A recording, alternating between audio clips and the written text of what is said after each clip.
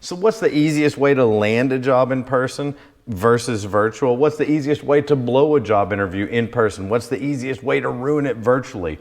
What up, fam? Dr. James W. Stallgum, aka Jimmy Joe Coltrane. I'm like the Hank Aaron of helping you get a McLaren. Today, we're going to talk about some common questions about what lands a job and what ruins it for you. And if you watch to the very end, I'm going to give you a pro tip on the handshake.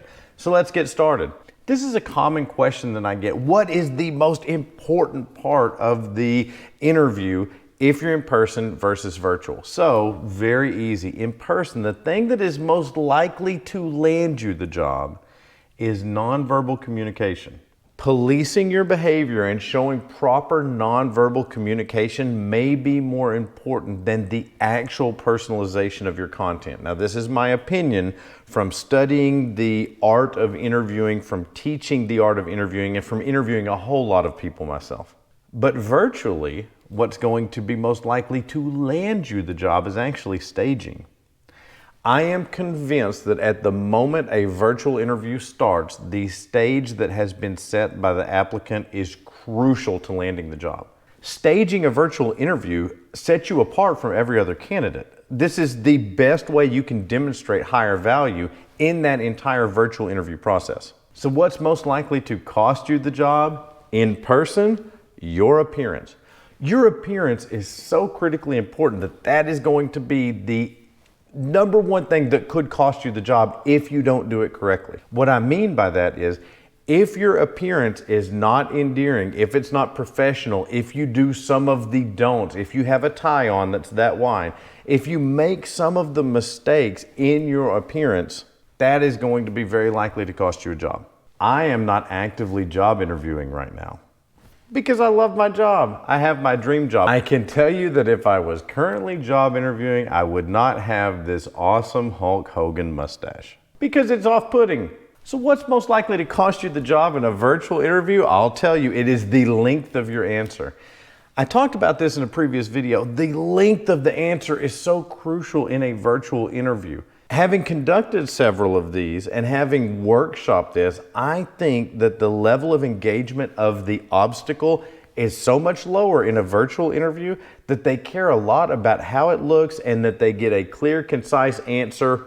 Boom, the story arc starts and finishes within a small amount of time. If you look at YouTube analytics, people don't watch videos for an incredibly long time. Now, certain high engagement videos they do. But people kind of expect virtual video sort of answers, lessons, things like that to be packaged down into the most concise form.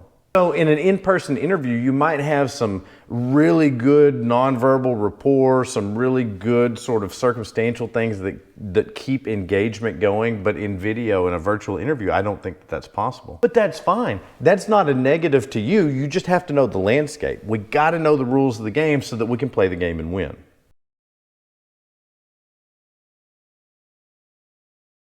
Best time of the day to do an interview. If you get to do an interview, please select morning. Please, please, please select morning.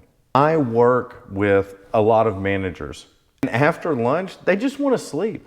I work with this really awesome guy, and I don't think I've seen him awake during an afternoon meeting for the last 10 years. Wonderful, wonderful guy. He falls asleep. He gets sleepy in the afternoon.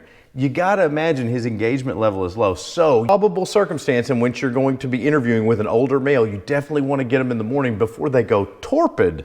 You ever hear that term, torpid?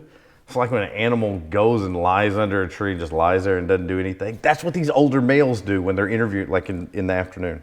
Okay, so we're going to cover a quick handshake tip, but before we do that, click like, click subscribe. If you like the content, that's great. If you don't like it, if you disagree, type it down in the comments. We're a new channel. We appreciate you watching. We appreciate your viewership. And check out the online course.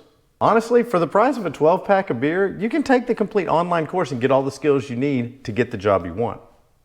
So, last tip on the handshake. Who extends the hand first? Who initiates the handshake? And the answer is, it doesn't matter. It makes absolutely no significance who extends the hand first. This is written about like master's level thesis. Don't fall into it, okay?